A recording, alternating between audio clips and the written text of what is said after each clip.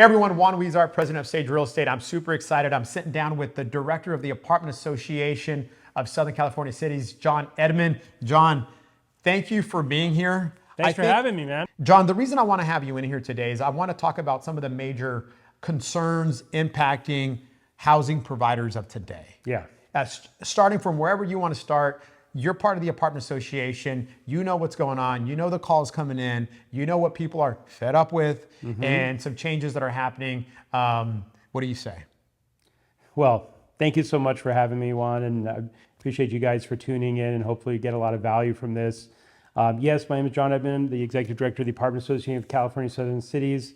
We are on our 100-year anniversary coming up, so we're really excited and proud. We're really part of the fabric of Long Beach, but also in Southern California. And of course, thank you for your service for being a board member of the association as well. You wear many hats, so hard at work. I mean, look, there's a general disposition of feeling that the world is out to get our industry. I mean, whether we talk about COVID and some of the other things that are going on, it feels unfriendly, yet some of the biggest challenges that are facing our society has to do with providing more housing for folks, more affordability, and allowing people to invest in really a marketplace that serves the society and community overall. And so it feels like we're always in search of solutions to problems, but without the folks in the industry being part of that conversation. And so the association really is designed to make sure that we have a seat at the table. That as policymakers, both at the federal, state, and local level, have more and more of a say and an impact in our industry, that we really have a voice that is amplified so that we can do well in this industry and be successful. John, with that being said, you know, having a nonprofit for 100 years says a lot about the group. What is it that keeps housing providers coming back, signing back up every single year? What is it that brings them or wants them to be members of the association, and why would someone want to become a member? That's right. So it's a professional trade association that really is there for a community of like-minded individuals that want to learn their business practices better. So we have an education curriculum and resources that are available, both in terms of perfecting the craft that is the multifamily housing, in terms of management, in terms of sexual harassment training if you have employees as it relates to that, to how to manage the property itself, from maintenance all the way to the market forces and sale and whatnot. In addition to that, we provide coaching services where, for little mom and pop property owners that may not have access to property management companies, they want to do it themselves. We have a coach. Oliver has been on your show, and he's a great asset to the organization, but really kind of help people through very unique and specific problems. We don't offer legal services. We don't offer tax services, nor do we offer advice in those two categories, but we do help kind of common problems or general best practices and kind of help folks manage that. We also have a really great, up-to-date diversity of forms that are needed to conduct the business. And we really pride ourselves on staying ahead of the curve and what's needed, and then educating folks on what the implications are of that. And really, since COVID, though, we're really trying to bounce back and create more of a sense of a community. People want to connect more. They want to get together more. Learning the tricks of the trade and best practices is really an opportunity for people to get together and learn what other people are doing and what's working and what's not working. And then, of course, advocacy. I think, look, as our association has evolved, we've really been a powerhouse. I remember sitting in City Hall, and I'd call Nancy Alsweet before we would come up with some sort of creative housing solution, and she would say, heck no, please don't let that happen. And really, more importantly, be a resource for information on how best to resolve problems. And I can give some examples that we've been able to do that. But with one voice coming together, we have more of an influence and a say than separate and people in business sectors being able to try and navigate that and traverse that themselves. John, at this moment, I mean, I think the number is we have over 7,000 multifamily dwellings just alone in the city of Long Beach. That's right. Now, I know that the majority of those are what I would call mom and pop independent apartment owners. That's correct. And these are people that have lots of questions, lots of concerns, and the laws keep changing. And so from my perspective, the majority of my clients are what I would call mom and pop independent apartment owners. And I always strongly urge them, please join the apartment association. Why? And here are the few reasons why I'm trying to pitch the association. It's important that they're using the right forms, updated forms, that the notices are correct, because every year they're saying, did you know you need to do this? That's right. And if you're not doing it right, there's a misperception that apartment owners, housing providers, we're no longer using the word landlord, and No. so we're just housing providers, apartment owners. There's this misconception that they're these big corporations and they're setting these super high rents, and there's this narrative that they're kind of like they're the reason to blame for some of the problems that we have out there. That's right. But if you see who are these housing providers, and there's blue collared folks who are struggling, a lot of times they're immigrants. Yeah. A lot of times they knew that they were going to be working hard, and the one way that they could maybe retire someday is if they invested in, call it a 3-unit building, a 4-unit building. They live in one of the units, and they are the plumbers, the electricians. They get up on the roof when there's a leak. That is your traditional housing provider. It's not some wealthy person on a boat wanting to raise rents. And so it's interesting that I get to see who the housing providers really are, and how hard they struggle, and how much they care about their tenants. And that's obviously not the way that it's being spun. Well, it's not perceived by those that don't know it. There's a lot of, I would say, shorthand narrations of what the typical housing provider consists of. I think we need to do a much better job sharing the stories of our members and of the industry as a whole. There's this sort of viewpoint of the haves and the have-nots, the people who are wealthy and those who are not wealthy, when really owning property and becoming a multifamily owner or housing provider, almost all of the folks that I've come in contact with who are members, and a majority of which are part of our association, start with a story of hard work, ethics, building into their first property, working like crazy to get into their next one. That story, that narration is totally lost on a lot of people who are either policymakers that impact the multifamily residential market, or others, right? So people who are outside looking in saying, well, this is owned by a multi-conglomerate corporation, BlackRock, or some folks that are sipping wine out on a yacht, when in actual fact, it's everyday folks. There are nurses, there are teachers, there are other folks that have gotten into this business. The greatest thing about our industry is that anyone can really get involved and be a part of it and grow wealth for multifamily properties for their family. And in some respects, there's a handful of bad apples that are typically that you hear the stories from, that are amplified by a lot of tenant advocacy groups and other nonprofit groups that kind of put these out there. And I'll give you a recent example. When we did the substantial remodel ordinance here in the city of Long Beach, I got to work and investigated what problem are we solving here, right? So for those that were in COVID, there was a moratorium on doing any kind of remodeling because you couldn't relocate folks in order to fix up the property. And they wanted to come on in addition to that, okay, so post the moratorium, how are we going to allow for substantial remodels to occur in the city of Long Beach?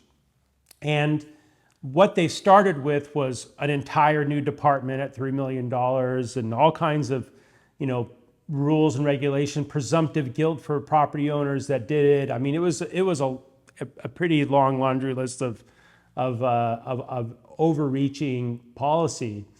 And when we dug into it, because permits are public. You can look and see who's pulled permits. It narrowed down to two folks. One was an out-of-state company that had bought a property, and in the middle of, before the moratorium started, were in construction. So it's not like they started after the moratorium and they finished it up. Probably something they shouldn't have done, but that was one example. And then there was another unit where the person was just unaware of the moratorium.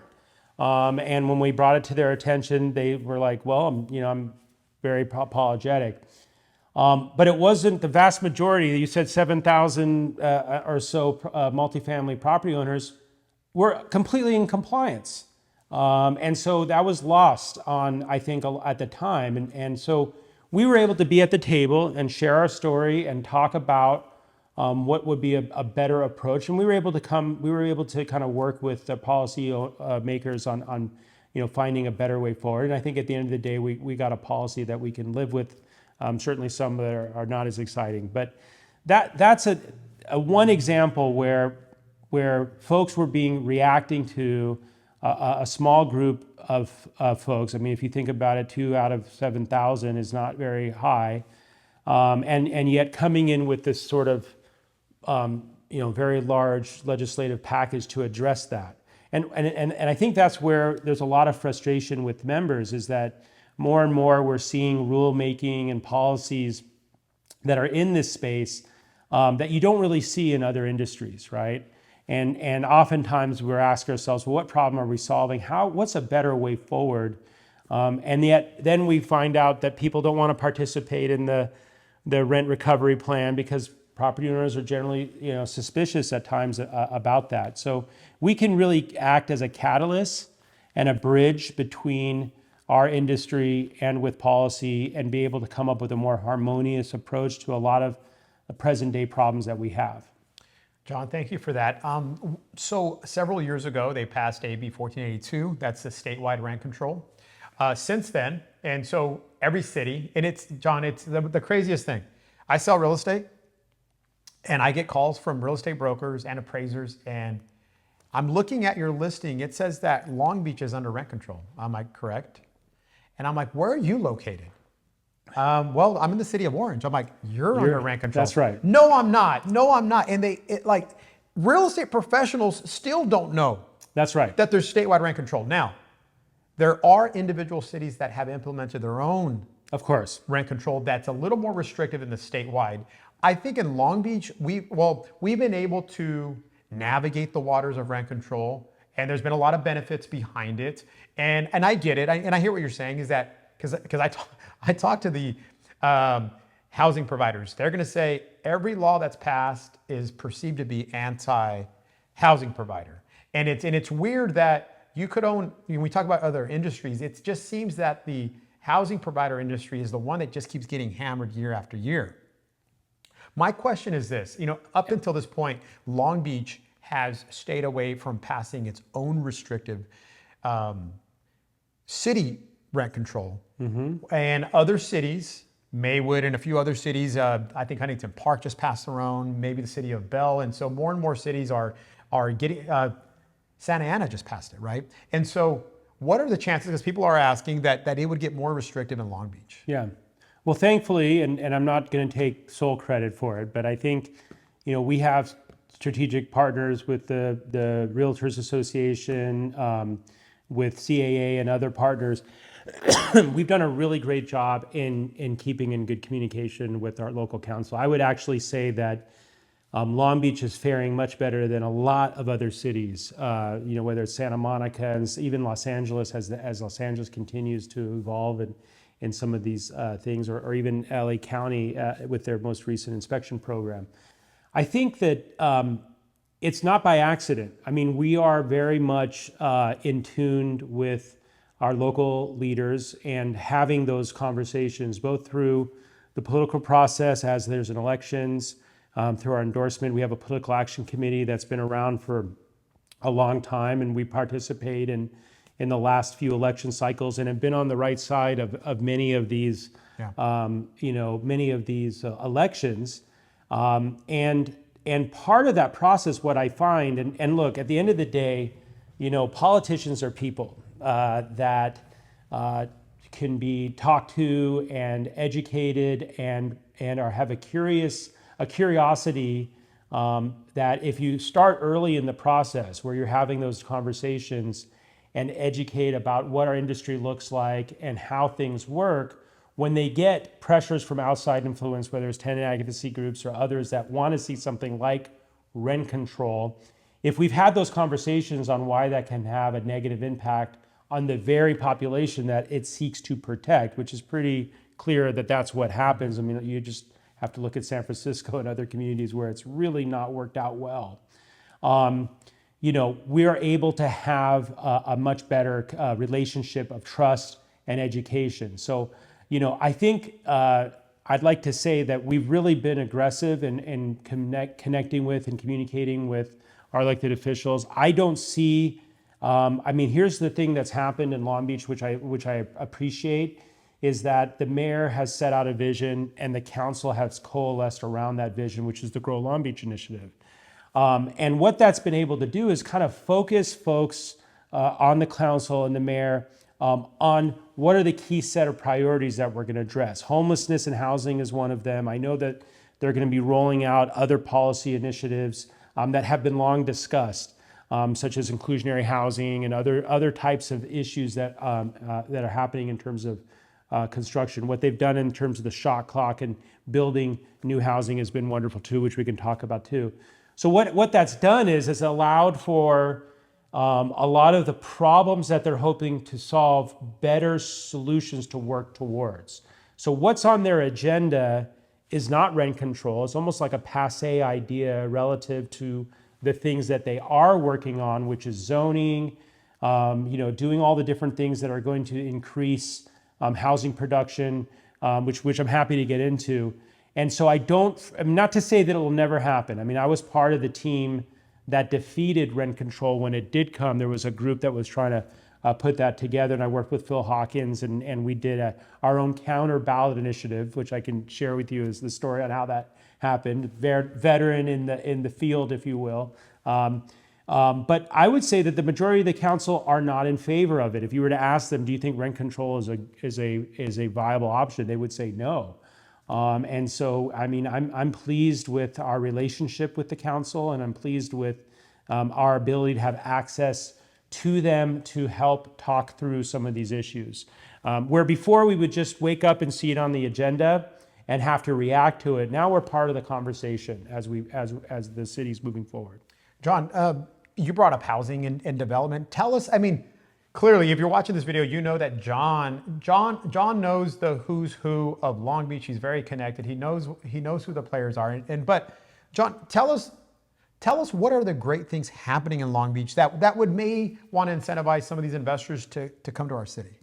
Yeah, look, I think, so just by way of background, I'm a registered lobbyist at the state for the association. At the county and at the city level, I work with a multitude of clients, but specifically as my hat is the apartment association, in really advancing our agenda that we've been able to move forward. Some of the things that I really like that's happened is we have really put into the DNA of the culture of ease, speed, and predictability.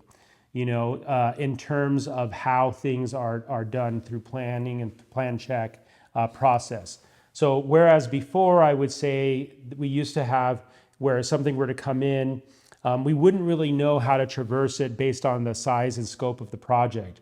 Right now, if it is affordable housing, we're getting approvals done in 90 days, which is pretty unheard of. Wow. Obviously, those are fast-tracked as it relates to homeless housing and whatnot. And then, yes, it was part of the emergency order that was able to allow staff to do that, but it's also setting up systems and processes that we benefit from for that too. So I think what we're going to see happen is in what I would call workforce housing or multifamily housing. So I like to call it teacher housing, nurse housing. Yeah. We're still seeing some delays. So where something may usually take 6 months can take north of 8 months for approvals, or something that we would expect to take a year can take a little bit longer.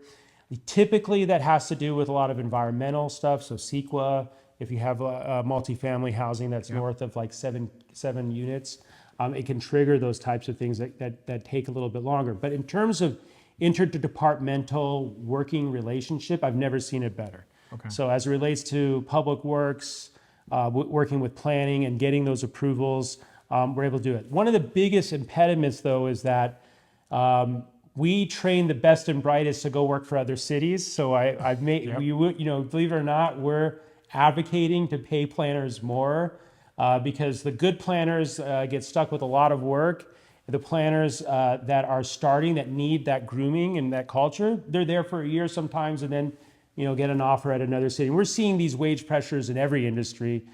Certainly the city is seeing that as well. But Christopher Coons, who's in charge of community development now, is a fantastic person. That I won't do what the mayor did, which was put his email and phone number on the screen, but there's a you can call us if there's an issue. And we've actually troubleshooted for folks that have, whether it's an ADU or whatnot. So we're seeing systems and processes that are coming out, and I predict in the next month or so, we're going to see some new policies that are going to come out.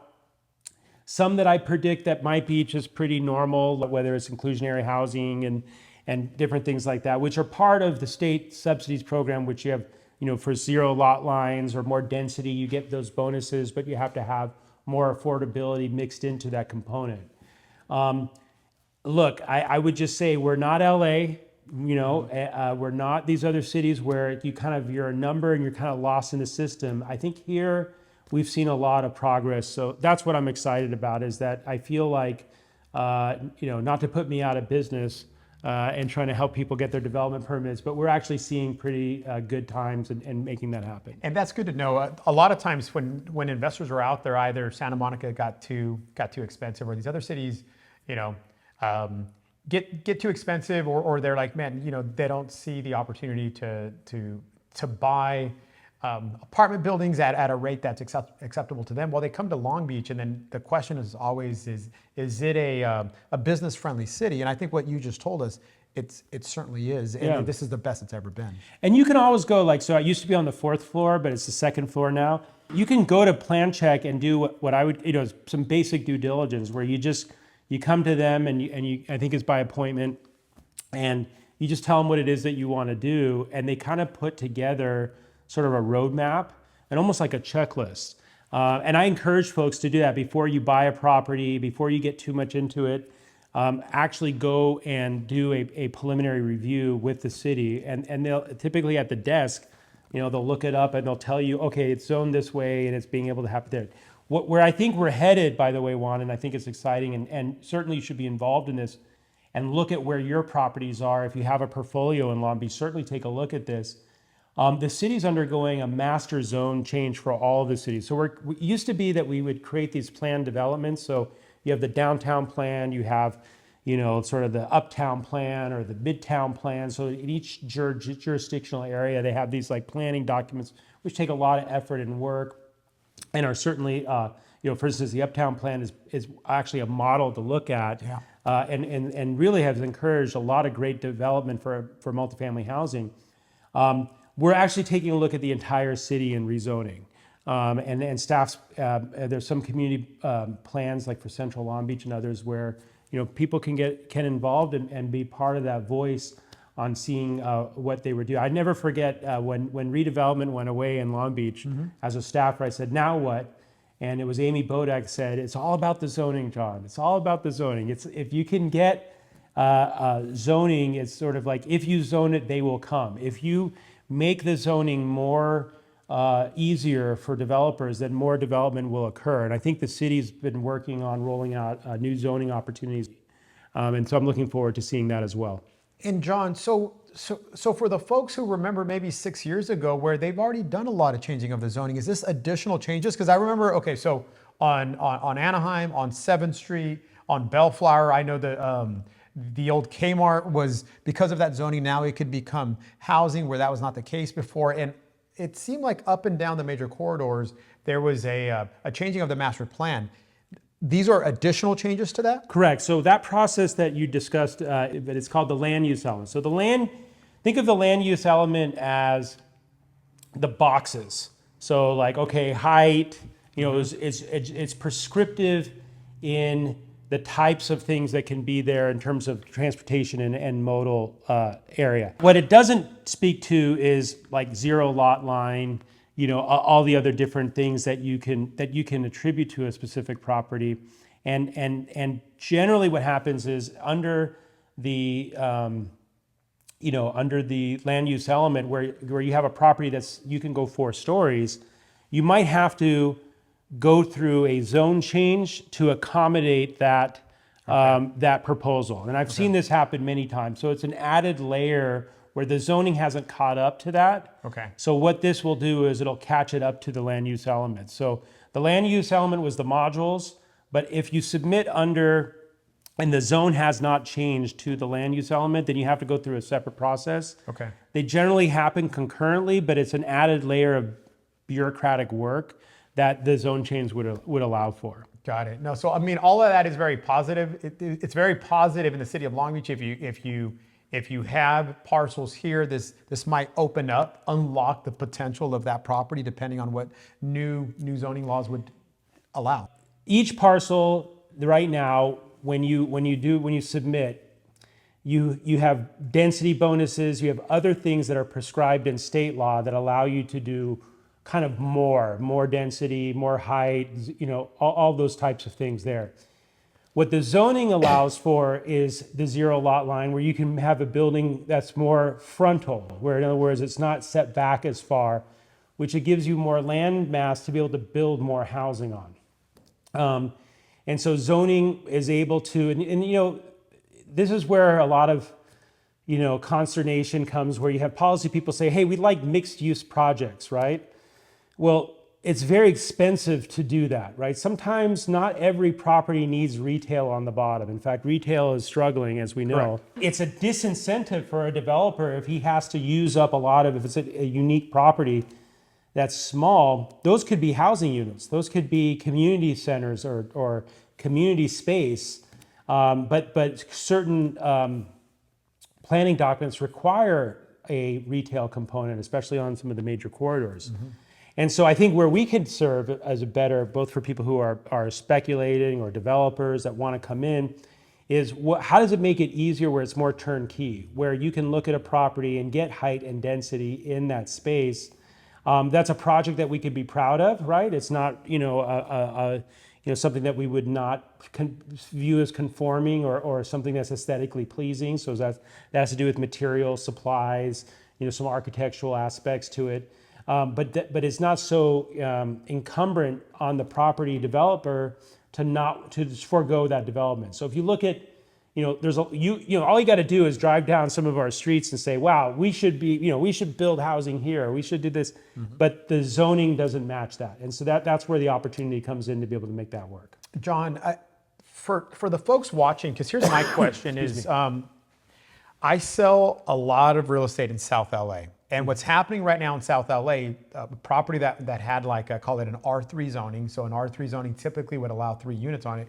Now in some cases, with all these new changes from the state and allowing people to build much more, so long as they meet certain income requirements for the rents, have to stay a certain level, that parcel that at one point only was allowed 3, or could now in some cases go up to 30 units. That's correct. And that's happening a lot in LA. Is that what you're talking that could potentially happen? Are those types of projects? So that's happening now. That's happening already. Because I don't really see a lot of developers chasing the deals here, but there they are. Well, I think so.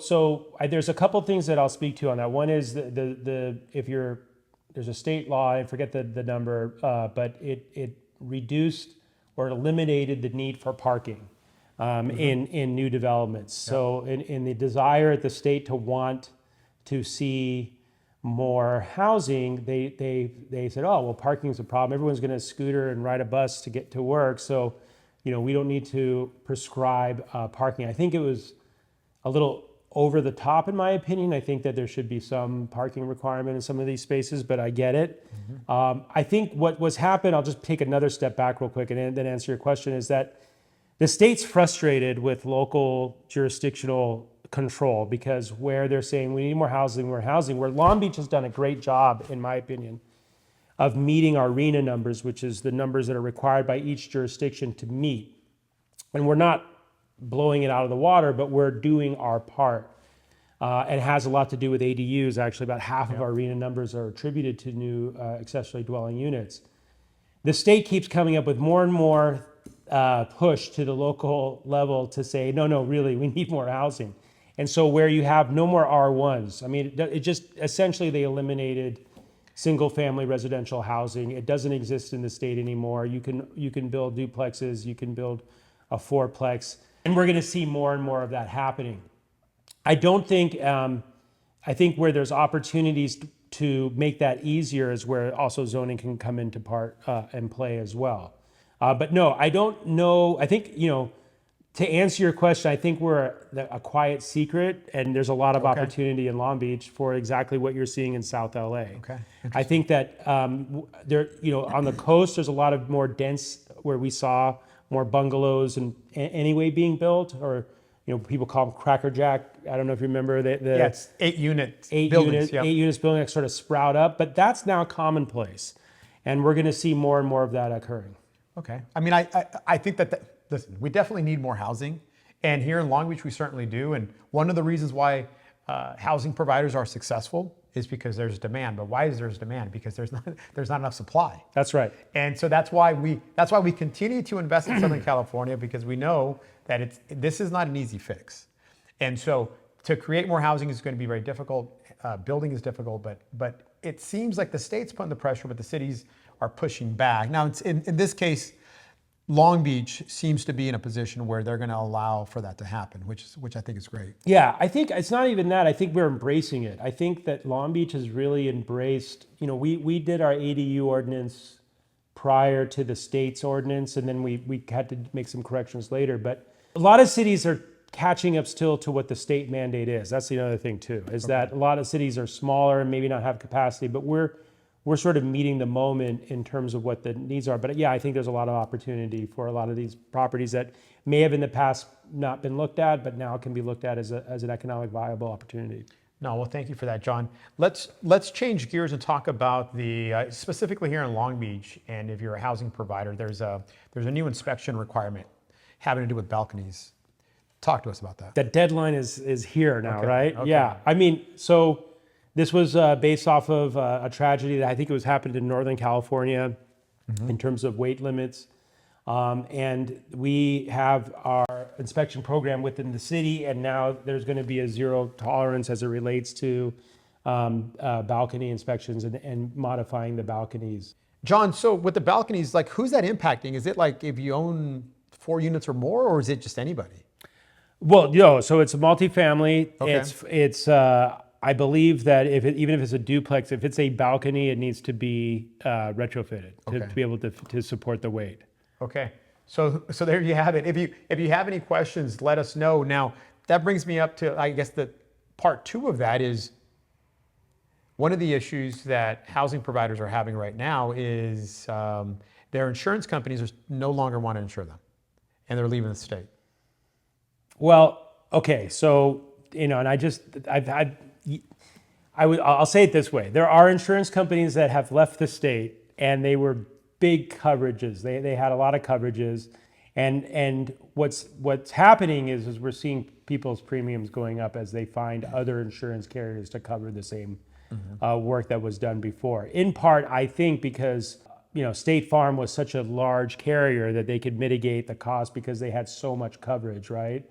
And so you have paper insurance companies that really look at it from a risk management point of view. And from that perspective and from that lens, California is viewed as more risky, whether it has to do with the fires and all the casualty payments that came out as a result of the fires, and then earthquakes and rising sea levels and all of the stuff in between. All this to say that we are having a class coming up where we're going to have a local broker kind of explain where there's some silver lining. But in terms of being able to get coverage, you can. It's just the costs are going up. It's like whack-a-mole. Everything is, we're seeing escalation in costs all over the place. And certainly it's something that's concerning to many members, and we are receiving those phone calls, and we will have more information out. Now, the state of California is quick to point out, well, wait a minute, we still have plenty of coverage and we still have plenty of plans. This is sort of a manifest of our own design, because we voted to have an insurance commissioner that was an elected position back when, I believe his name was John Garamendi. I think he ran for governor, and then he became the insurance commissioner. And under his tenure, he capped what could be charged, and it really hasn't gone up, very, very little. So that's why there's a problem there with regards to that. John, if you wouldn't mind, tell us what the Costa Hawkins Act is, and then what would the repeal of that, should it pass, what would that mean? Costa Hawkins, what is it, and how's it? Bottom line is it's anything that was newly constructed within the last 15 years is not subject to rent control, and that it also doesn't impact single family or ADUs, or even like if you own like a condo or other areas like that. And it's really what saved investment in our state for new housing. You would not be incentivized to be able to build. It's the second you build, you have a price cap and it doesn't pencil out. So why would anybody want to build that? But we have an advocacy in LA, AIDS Foundation LA, and there's an individual that keeps bringing this item forward, and folks keep having the signatures to sign it. This is a little bit different in that it's qualified earlier in the process for the election, and we're going to have to coalesce and really educate folks on why this is bad for everyone, including tenants, because it's going to impact housing even more in terms of there'll be no production of new housing in our state, essentially. Right. Because there'd be no return on investment. Yeah. So, if there's no new housing, there's no new competition in terms of rentals, and it's not going to keep the rental prices down. So that would definitely be a bad thing. And if anything, rents would keep going up. That's right. Because then the supply continues to be restricted. So, John, that's it for the questions. Any last words from you regarding anything? Yeah, I'm just going to encourage folks, if you're not a member of the Apartment Association of California Southern Cities, to become one. I will say that, I think we've had a really good impact, both locally here in the city of Long Beach, County of LA, and at the state. I will say in reverse order, at the state, Northern California really dictates housing policy. At our last general membership meeting, I put it out there, if there were enough folks interested, if there was about 10 individuals, we need to go to Sacramento. We need to, with the May revise that's going to come out, we'll know what bills are the most existential threats to our industry. And we need to go meet our legislators. Who's been here in Long Beach is Lena Gonzalez, who's our esteemed senator, and Josh Lowenthal, who's our assembly member. And I've heard from them and time that we need our voice in Southern California that may have different culture, different priorities, different things that are happening here versus Northern California. But we need to fly up there and walk the halls after the May revise. So I'm going to put that out to our members. For non-members are welcome to come as well, but we'll have to convince you to become a member of the association as well. County, thank you very much, Apartment Association members. We did a text message alert as it related to the moratorium ending for evictions at the county. We literally had everyone show up. In fact, I think we had something like on the north of 500 letters and in-person testimony. We were very aggressive, and we did text messaging blasts, and we really mobilized our membership. So when we want to show up, we show up, and we were a testament to that outcome when that happened back there. But we have to continue the dialogue as well.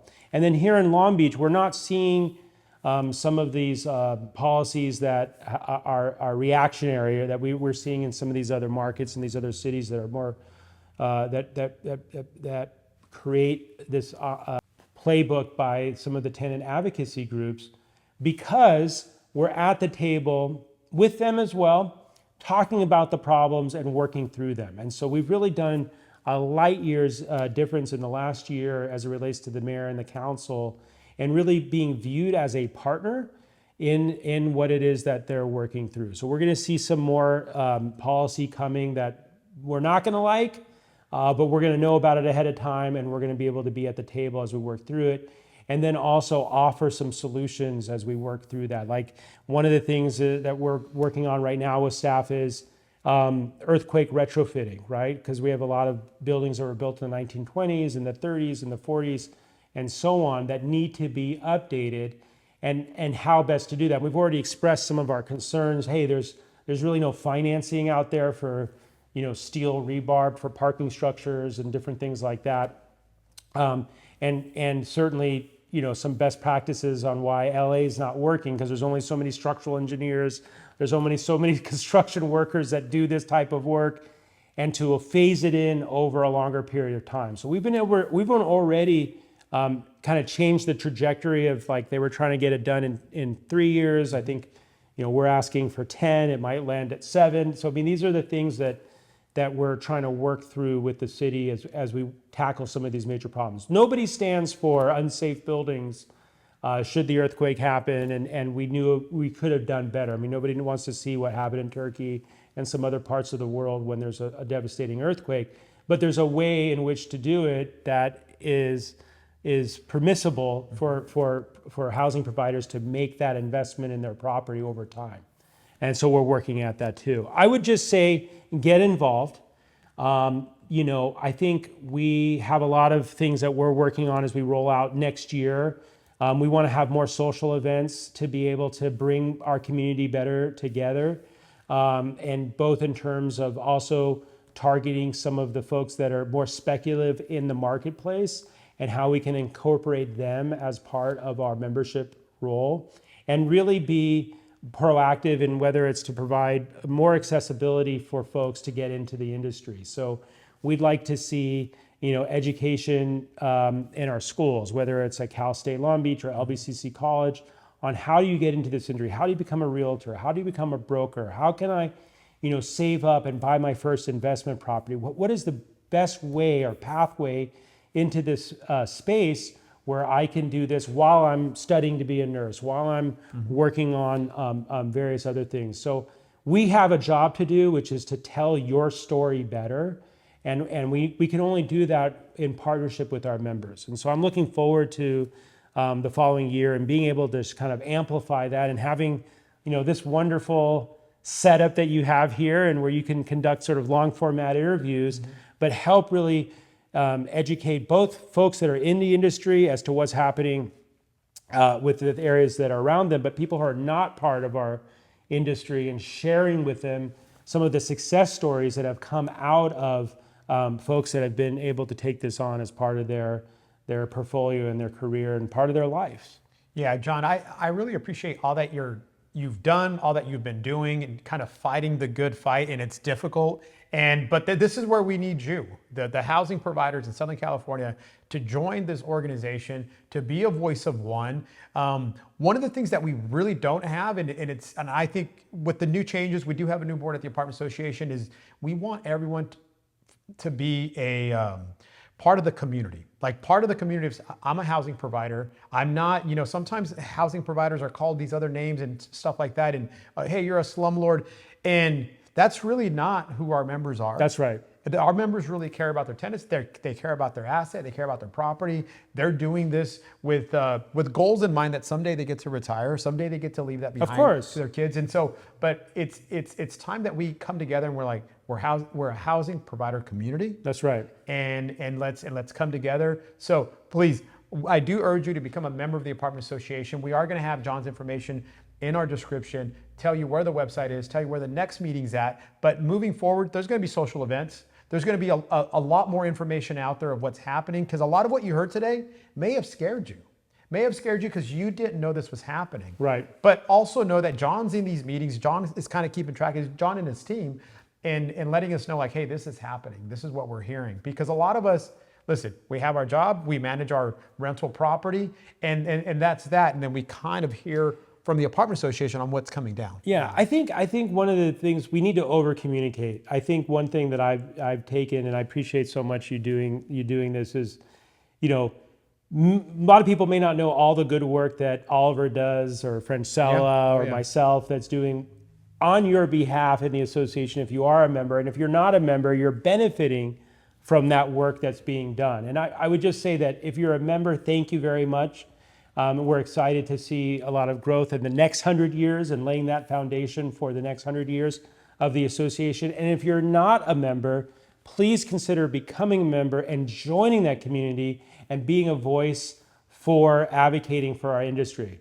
As it says, if you're not at the table, then you're on the menu, right? I know a lot of you feel like you've been on the menu for a long time, but we certainly have a work to be done, but I'm excited about it. I mean, look, at the end of the day, I'm betting on California. I think this is a great city that we live in. I think there's a lot of opportunity. You're letting the secret out. What you're seeing in South LA, there are plenty of locations here in Long Beach where those types of new housing opportunities are certainly available. You can take a look at your own property as the new zoning requirement. I mean, I think you guys should be excited about that. Look at where your properties are. Let's see if we can zone it for more height and more density. And even if you don't do it, the potential of the property does, which then what? Increases value. If I know that I can buy your property and I can do something to it, by itself, that zoning change will also increase valuations as well. So I think it's an exciting time. I think that's an exciting opportunity.